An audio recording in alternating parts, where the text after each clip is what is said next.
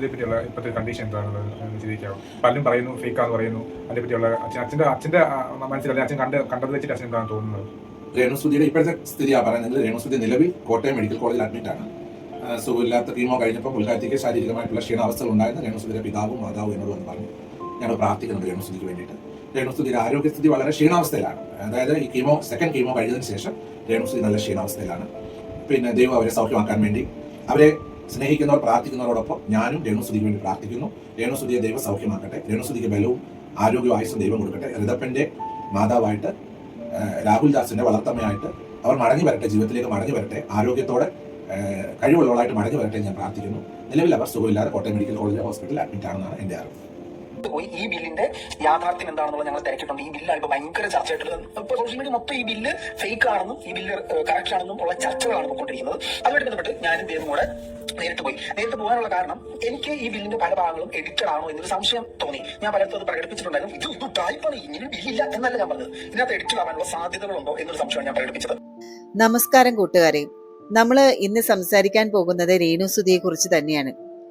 നമുക്കറിയാം, സോഷ്യൽ മീഡിയയിലെ നമ്മൾ കാണുന്ന പല വാർത്തകളും അത് കഴിഞ്ഞ് വരുന്ന ചർച്ചകളൊക്കെ കേൾക്കുമ്പോൾ സത്യത്തിൽ പലപ്പോഴും വേദന തോന്നാറുണ്ട്.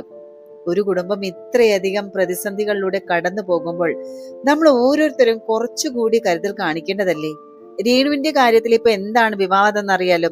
ആ ഒരു ബില്ലുമായി ബന്ധപ്പെട്ട വിവാദം തന്നെയാണ്. ശരിക്കും പറഞ്ഞാൽ ബില്ലുമായി ബന്ധപ്പെട്ട ചില കാര്യങ്ങൾ വ്യക്തമാക്കാൻ തന്നെയാണ് ഞാൻ ഇപ്പോൾ വന്നിരിക്കുന്നത് തന്നെ.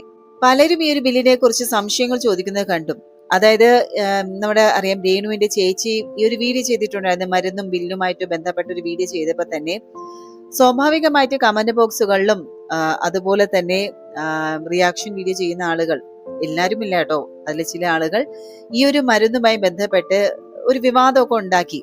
സത്യം പറഞ്ഞാൽ ഒരു വീഡിയോ വരുമ്പോൾ, അല്ലെങ്കിൽ രേണുവിന്റെ ചേച്ചി ഒരു വീഡിയോ ചെയ്തപ്പോൾ തന്നെ നമ്മളെല്ലാം അത്ഭുതപ്പെട്ടു. അതിൽ ഇത്രയധികം വില കൂടിയ മരുന്നുകളൊക്കെയാണ് ഒരു ക്യാൻസർ പേഷ്യന്റിന് ആവശ്യം എന്ന് പറയുന്നത്. പിന്നെ മരുന്നുകൾ നമുക്ക് സൗജന്യമായിട്ട് ലഭിക്കുന്നു എന്നൊക്കെ, കാരുണ്യ വഴി കിട്ടുന്നു എന്നുള്ള കാര്യങ്ങളും നമ്മുടെ ഗൂഗിളിൽ സെർച്ച് ചെയ്താൽ അറിയാൻ പറ്റും ചില കാര്യം. എന്നാൽ എല്ലാ മരുന്നും അങ്ങനെയല്ല കൂട്ടുകാരെ. ചില മരുന്നുകൾ, അതായത് മരുന്നുകൾ കിട്ടാത്ത മരുന്നുകൾ നമ്മൾ പുറത്തുനിന്ന് തന്നെ വാങ്ങേണ്ടി വരും. അതിപ്പോ നമ്മള് മെഡിസിൻ വാങ്ങാൻ പോകുന്ന, അല്ലെങ്കിൽ കാരുണ്യ ആയാലും എവിടെ പോയാലും ശരി, ആ മരുന്ന് അവിടെ ഉണ്ടെങ്കിൽ മാത്രമാണ് നമുക്കത് സൗജന്യമായിട്ട് ലഭിക്കുക. അല്ലെങ്കിൽ നമ്മൾ പുറത്തുനിന്ന് തന്നെ വാങ്ങേണ്ടി വരും. അപ്പം ആ മരുന്നിന്റെ ഒരു ബില്ലായിരുന്നു രേണുവിന്റെ ചേച്ചി കാണിച്ചിരുന്നത്. അതിലെ 2 ലക്ഷത്തിന് സംതിങ് വിലയുള്ള മരുന്നാണ്. അന്ന് ഈ ഒരു മരുന്ന് ബില്ല് കാണിച്ചപ്പോഴത്തേക്ക് പേര് മറഞ്ഞിരുന്നു, പിന്നെ ഡേറ്റിന്റെ വ്യത്യാസം, ഇതൊക്കെ പറഞ്ഞു തന്നെയായിരുന്നു സോഷ്യൽ മീഡിയയിൽ വലിയ രീതിയിൽ ചർച്ച ചെയ്യുന്നത്. പലരും അത് ശ്രദ്ധിച്ചില്ല, ആ ഒരു ഡേറ്റിന്റെ ക്ലാരിഫിക്കേഷൻ എന്താണ് എന്നുള്ളത്. ഈ മരുന്ന്, ഈ ഒരു ബില്ലിൽ ഇതെല്ലാം വ്യക്തമായിട്ട് തന്നെയുണ്ട്. രേഷ്മ പീതാങ്കച്ചൻ എന്നും പറഞ്ഞ് എല്ലാ കറക്റ്റായിട്ട് തന്നെ ഡേറ്റ് സഹിതം എല്ലാം ഉണ്ട്. പക്ഷെ അന്നവരെ ചിന്തിച്ചില്ലല്ലോ, ബില്ലെടുത്ത് കാണിച്ചു, ആ ബില്ലിനെ വരെ കൈമറച്ചു വെച്ച ഭാഗത്ത് അല്ലെങ്കിൽ ഡേറ്റിന്റെ ഭാഗത്ത് വെച്ചു അതിനെയും വെച്ച് വിവാദമുണ്ടാക്കിയ ചില ആളുകളുണ്ട്. എന്തായാലും അതോടുകൂടി തന്നെയാണ് ഈ ഒരു ചർച്ചകൾ ഇങ്ങനെ വലിയ രീതിയിൽ ആയത് തന്നെ. സത്യത്തിൽ ഈ വിവാദം ഉണ്ടാക്കുന്നവര് അല്ലെങ്കിൽ ഇതൊന്ന് മറന്നു പോവുകയാണ്. കാരണം അതൊരു രോഗിയാണ്, ഒരു ക്യാൻസർ പേഷ്യന്റ് ആണ് എന്നുള്ളത് അത് മറന്നു പോകരുതൊരിക്കലും. ഈ ഫാർമസിയിൽ നേരിട്ട് അന്വേഷിച്ച ആളുകളാണ് ദേവും അതുപോലെ മനു. അവർ രണ്ടുപേരും നേരിട്ട് അന്വേഷിച്ച് ഈ കാര്യങ്ങളെല്ലാം വ്യക്തമാക്കിയത് കഴിഞ്ഞ ദിവസം അവർ വീഡിയോ ചെയ്തിരുന്നു. എന്തായാലും ആ ബില്ല് ഒറിജിനൽ ആണെന്ന് അവർ വ്യക്തമാക്കുകയും ചെയ്തു. ഞാനും ദേവും കൂടെ ഇൻഹൗസ് ഡ്രഗ്സ് ബാങ്ക് IHDB വരെ പോയി. ഇവിടെ ഞാൻ ഫോട്ടോസ് ഇട്ടേക്കാം. ഈ ഇൻഹൗസ് ഡ്രഗ് ബാങ്ക് എന്ന് പറയുന്നത് നമ്മുടെ രേണുസുതിയുടെ ഈ ബില്ല് പ്രൊവൈഡ് ചെയ്ത ഫാർമസിയാണ്. ഇവിടെ നേരിട്ട് പോയി ഈ ബില്ലിന്റെ യാഥാർത്ഥ്യം എന്താണെന്നുള്ളത് ഞങ്ങൾ തിരക്കിയിട്ടുണ്ട്. ഈ ബില്ലാണ് ഇപ്പൊ ഭയങ്കര ചർച്ചയായിട്ടുള്ളത്. ഇപ്പൊ സോഷ്യൽ മീഡിയ മൊത്തം ഈ ബില്ല് ഫേക്ക് ആണെന്നും ഈ ബില്ല് കറക്റ്റ് ആണെന്നും ഉള്ള ചർച്ചകളാണ് പോയിക്കൊണ്ടിരിക്കുന്നത്. അതുമായിട്ട് ബന്ധപ്പെട്ട് ഞാനും ദേവും കൂടെ നേരിട്ട് പോകാനുള്ള കാരണം എനിക്ക് ഈ ബില്ലിന്റെ പല ഭാഗങ്ങളും എഡിറ്റഡ് ആണോ എന്നൊരു സംശയം തോന്നി. ഞാൻ പലർക്കും അത് പ്രകടിപ്പിച്ചിട്ടുണ്ടായിരുന്നു. ഇത് ടൈപ്പാണ്, ഇങ്ങനെ ബില്ലില്ല എന്നല്ല ഞാൻ പറഞ്ഞത്. ഇതിനകത്ത് എഡിറ്റഡ് ആവാനുള്ള സാധ്യതകളുണ്ടോ എന്നൊരു സംശയമാണ് ഞാൻ പ്രകടിപ്പിച്ചത്. എനിക്കങ്ങനെ സംശയം തോന്നാനുള്ള കാരണം, ഇതിന് മുൻകാലങ്ങളിൽ ഈ രേണുവിന്റെ ഭാഗത്ത് നിന്ന് പുറത്തു വന്നിട്ടുള്ള കള്ളത്തരങ്ങളും രേണു പറഞ്ഞിട്ട് മാറ്റി പറയുന്ന കാര്യങ്ങളൊക്കെ, ബ്രസ്റ്റ് ക്യാൻസർ ഇല്ലാന്ന് പറഞ്ഞു, പിന്നെ ക്യാൻസർ ആണെന്ന് പറഞ്ഞു, ആദ്യത്തെ ഭർത്താവിന്റെ കാര്യം എന്ന് പറഞ്ഞു, പിന്നെ മാറ്റി പറഞ്ഞു. ഇങ്ങനെ മുൻകാലങ്ങളിൽ രേണുവിന്റെ ഭാഗത്ത് നിന്നും വന്നിട്ടുള്ള ചില കാര്യങ്ങൾ വെച്ചിട്ടാണ് ഇതിനകത്ത് ഒരു ഫോർജറിക്കുള്ള സാധ്യത ഉണ്ടോ എന്നിലൂടെ സീക്രട്ട് ഏജന്റിന്റെ ചാനലിലൂടെ ഞാൻ കണ്ടപ്പോഴത്തേനും ഈ ബില്ലിന്റെ ഈ പൂർണ്ണമായിട്ടുള്ള ഭാഗം ഞാൻ കണ്ടു. പൂർണ്ണമായിട്ടുള്ള ഭാഗം കണ്ടപ്പോഴത്തേനും പല കോൺട്രവേഴ്സികൾ എന്നിട്ടും പറയുന്നുണ്ട്. ബിച്ചുവിന്റെ ചാനലിലൂടെ ഈ ഒരു ഫാർമസിയിലേക്ക് ഡയറക്റ്റ് വിളിച്ചിട്ട് അവിടെ ഈ മെഡിസിൻ ഉണ്ടോ എന്ന് ചോദിച്ചപ്പോഴത്തേനും അവിടെ ഒരു മെഡിസിൻ സെല് ചെയ്തിട്ടേ ഇല്ല എന്നൊരു ഇൻഫർമേഷൻ ആണ് പുറത്തേക്ക് വന്നത്. അപ്പൊ ഇങ്ങനെ ഒരു അവ്യക്തത പരക്കുന്ന സാഹചര്യത്തിലാണ് ഞാനും ദേവും കൂടെ നമുക്ക് നേരിട്ട് അവിടെ പോയി തിരക്കാം എന്ന് തീരുമാനിച്ചത്. അങ്ങനെ ഞങ്ങൾ നേരിട്ട് അവിടെ ചെന്നു. നേരിട്ട് അവരോട് കാര്യങ്ങൾ തിരക്കിയപ്പോൾ ഈ ബില്ല് ഒറിജിനൽ ആണ് എന്നൊരു ഇൻഫർമേഷൻ ആണ് നമുക്ക് കിട്ടിയത്. ഈ ബില്ല് ഒറിജിനൽ ആണ്. ഈ മെഡിസിന്റെ ശരിയായിട്ടുള്ള പ്രൈസ് 2,57,000 തന്നെയാണ്. അത് ഡിസ്കൗണ്ട് റേറ്റ് എല്ലാം കഴിഞ്ഞിട്ട് 2,02,620. ഇത് ആ ഫാർമസിയിൽ തന്നെ ഇഷ്യൂ ആയിട്ടുള്ള ബില്ലാണ്. ഈ ബില്ല് പ്രൊവൈഡ് ചെയ്ത സ്റ്റാഫിനെ ഞങ്ങൾ കണ്ടു. അവരോട് ഞങ്ങൾ സംസാരിച്ചപ്പോഴത്തേനും അവരാണ് ഈ ബില്ല് ഇഷ്യൂ ചെയ്തത്, അവരാണ് ഇതിന്റെ താഴെ സൈൻ ചെയ്തിരിക്കുന്നില്ല. അപ്പൊ അവരോട് ചോദിച്ചപ്പോഴത്തേനും അവരത് വെരിഫൈ ചെയ്തു. ഈ ബില്ല് ഇവിടെ തന്നെ വാങ്ങിയതാണ്. 2,87,000 രൂപയാണ് അതിന്റെ MRP റേറ്റ്. അതിൽ നിന്നും ചില ഡിസ്കൗണ്ടുകൾ ആഡായിട്ടാണ് ഈ 2,02,000 സംതിങ് റുപ്പീസിന് ഇത് കസ്റ്റമറിലേക്ക് എത്തിക്കുന്നത്. ഇത് അവിടെ വരുന്ന എല്ലാ പേഷ്യൻസിനും ഈ റേറ്റിൽ തന്നെയാണ് ഈ മെഡിസിൻ പ്രൊവൈഡ് ചെയ്യുന്നത്.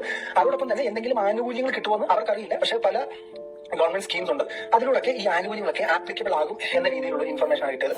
നമ്മൾ വ്യക്തമായിട്ട് ചോദിച്ചു, പല കാര്യങ്ങളും അവരോട് ചോദിച്ചു. അപ്പോൾ അത് ആ ബില്ല് ഇഷ്യൂ ചെയ്ത ആളെ നേരിട്ട് കണ്ട് നമ്മൾ തന്നെ വെരിഫൈ ചെയ്തതാണ്. സോ ഈ ബില്ല് ഫേക്ക് അല്ല, ഇത് റിയൽ ആണ്. ഈ എക്സാക്ട് ബില്ല് നമ്മളെ ഫോട്ടോ കാണിച്ചു. ഈ ബില്ല് തന്നെയാണ് അവർ കൊടുത്തത്. ഈ സെയിം ബില്ല് ഇഷ്യൂ ചെയ്ത ആളെ നമ്മൾ കണ്ട് വെരിഫൈ ചെയ്തിട്ടുണ്ട്. ഇനി മറ്റൊരു കാര്യം പറയുമ്പോഴത്തേനും ഈ ഒരു ബില്ലുമായിട്ട് ബന്ധപ്പെട്ട് ഒരുപാട് കോൺട്രവേഴ്സികൾ നടക്കുന്നുണ്ട്. അതുപോലെ തന്നെ നമ്മുടെ അനീഷ് ബ്ലോഗ് പറഞ്ഞ കാര്യങ്ങളും പുള്ളിയെ ഞാൻ കോണ്ടാക്ട് ചെയ്തിട്ടുണ്ടായിരുന്നു. പുള്ളിയും പല കാര്യങ്ങൾ പറഞ്ഞത് കേട്ടപ്പോൾ ഞാൻ തന്നെ അന്തിച്ചു പോയി. കാരണം രേണു ഇപ്പോൾ വളരെ അവസ്ഥ മോശമാണ്, ICUയിലാണ്. പിന്നെ മരുന്നിന്റെ കാര്യത്തിലൊക്കെ പുള്ളി പറഞ്ഞതും ക്ലാരിറ്റി ഉണ്ട്. അതായത് ഒറിജിനൽ ബില്ല് തന്നെയാണ്, മരുന്ന് കിട്ടാനില്ല, പുറത്തുനിന്ന് വാങ്ങുമ്പോഴാണ് ഇത്രയധികം വില വരുന്നത്. അപ്പം ശരിക്കും പറഞ്ഞാൽ ഈ വിവരങ്ങളെല്ലാം അറിഞ്ഞിട്ട് പോലും ഇപ്പോഴും വിവാദങ്ങൾ ഉണ്ടാക്കി ആ കുടുംബത്തെ കൂടുതൽ വേദനിപ്പിക്കുന്ന ആളുകളാണ് നമ്മൾ കാണുന്നത്. ഇപ്പോഴും കാണുന്നുണ്ട്. എല്ലാവരും അല്ല കേട്ടോ, ചില ആളുകൾ മാത്രം. നോക്കൂ കൂട്ടുകാരെ, ജീവിതത്തിൽ പലതും സംഭവിക്കാം. തെറ്റുകളും കുറവുകളും ഒക്കെ ഏതു മനുഷ്യനും ഉണ്ടാകാം. പക്ഷെ തന്റെ മക്കൾക്കും കുടുംബത്തിനും വേണ്ടി ഒറ്റയ്ക്ക് പൊരുതുമ്പോൾ നമ്മൾ നൽകേണ്ടത് വിദ്വേഷമല്ല, അവിടെ നമ്മൾ നൽകേണ്ടത് അല്പ സ്നേഹവും പ്രാർത്ഥനയുമാണ് നമ്മൾ കൊടുക്കേണ്ടത്. കാരണം ആ പുള്ളിക്കാരുടെ അവസ്ഥ ഇപ്പൊ അത്രയും വളരെ മോശമാണ്. 6 കീമോയോ എന്തൊക്കെയോ ഉണ്ടെന്ന് പറഞ്ഞാൽ 6 കീമോ പോലും കടന്നു പോകുന്നില്ല എന്നാണ് അറിഞ്ഞത്. എന്നാലും അങ്ങനെ ഉണ്ടാകാതിരിക്കട്ടെ. എത്രയും പെട്ടെന്ന് തന്നെ രേണു സുഖമായിട്ട് തന്നെ തിരിച്ച് ഈ ഒരു തന്റെ മക്കളുടെ അടുത്തും തന്റെ കുടുംബത്തിന്റെ അടുത്തേക്ക് വരട്ടെ എന്ന് തന്നെ നമുക്ക് പ്രാർത്ഥിക്കാം. ഇങ്ങനെ ഒരു ICUയിൽ ഇരിക്കുന്ന ഒരാളെ പറ്റി, ഈ ഒരു അവസ്ഥയിൽ ഇരിക്കുന്ന ഒരാളെ പറ്റി ഇതിൽ കൂടുതൽ ചർച്ചകൾ ചെയ്യുന്നത് ശരിയാണോ? ഇത് നമ്മളൊന്ന് ആലോചിച്ച് നോക്കണം. ഇനിയും ഇത്തരത്തിലുള്ള വാർത്തകളും അല്ലെങ്കിൽ ഇത്തരത്തിലുള്ള ചർച്ചകൾ വേണ്ട എന്ന് തന്നെയാണ് ഞാൻ പറയുന്നത്. ഞാൻ ശരിക്കും രേണുസുതിയുമായി ബന്ധപ്പെട്ട ഒരു വീഡിയോ ചെയ്യേണ്ട എന്ന് കരുതിയതാണ്. പക്ഷേ ഇത് പറയാതിരിക്കാൻ വയ്യ. ബില്ലിന്റെ അത്രയധികം വിവാദങ്ങൾ തന്നെ, ബില്ലുമായി ബന്ധപ്പെട്ട വിവാദങ്ങൾ തന്നെയാണ് ഇപ്പൊ പുറത്തുവരുന്നത്. കാരണം പലർക്കും അറിയില്ല സത്യാവസ്ഥ. ഇപ്പോഴും അറിയാതെ തന്നെ ആളുകൾ ഒരുപാട് പേര് രേണുവിനെ വിമർശിക്കുന്നുണ്ട്. നമ്മൾ മനസ്സിലാക്കണം, ഇതൊന്നും അറിയാത്തൊരു കൊച്ചുകുട്ടി അവിടെ ഉണ്ട്. ആ കുട്ടിക്ക് അച്ഛൻ കൂടെ ഇല്ല. ഈ ഒരു സാഹചര്യത്തിലെങ്കിലും നമ്മൾ മനുഷ്യരായിട്ട് ചിന്തിക്കണം. സത്യം മനസ്സിലാക്കി എന്തായാലും ഈ വിവാദങ്ങൾ ഇവിടെ തന്നെ അവസാനിപ്പിക്കാം. ഇനി വരുന്നത് അവരുടെ ആരോഗ്യത്തെക്കുറിച്ചുള്ള അതിനായിട്ട് നമുക്ക് പ്രാർത്ഥിക്കാം. അതല്ലേ കൂട്ടുകാരെ വേണ്ടത്. എന്നാലും ഇത്തരം വിഷയങ്ങളെ നമ്മൾ ഒന്നിച്ച് നിൽക്കുകയല്ലേ വേണ്ടത്. നിങ്ങളുടെ അഭിപ്രായങ്ങൾ സ്നേഹത്തോടെയും മാന്യതയോടെയും താഴെ കമന്റ് ചെയ്യുമെന്ന് കരുതുന്നു. വീഡിയോ കണ്ടതിന് വളരെ നന്ദി. അതുപോലെ നമ്മുടെ രേണുവിന് വേണ്ടിയിട്ട് നമുക്ക് ഒരുമിച്ചിരുന്ന് പ്രാർത്ഥിക്കാം. അടുത്തൊരു വീഡിയോയുമായി നമുക്ക് വീണ്ടും കണ്ടുമുട്ടാം. അതുവരെ എല്ലാവർക്കും നന്ദി, നമസ്കാരം.